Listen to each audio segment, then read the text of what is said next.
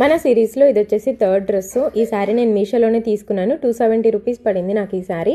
So ఇట్లా half work flowers, half work plain వచ్చింది. చాలామంది వెయిట్ చేస్తున్నారని తెలుసు ఈ డ్రెస్ కోసం అయితే.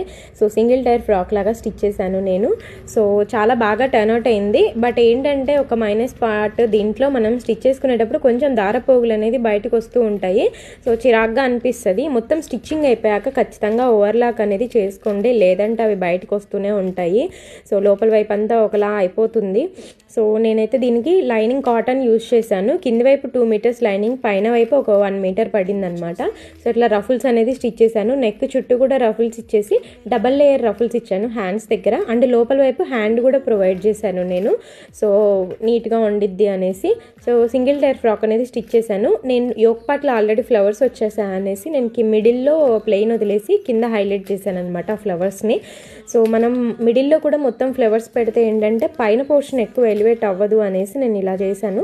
సో ఈ ఫ్రాక్ మీకు ఎలా అనిపించింది అనేది కామెంట్ చేయండి. నేనైతే వీడియో తీశాను, సో పోస్ట్ చేశాను యూట్యూబ్లో పోస్ట్ చేసినప్పుడు స్టోరీలో మెన్షన్ చేస్తాను లింక్ అనేది.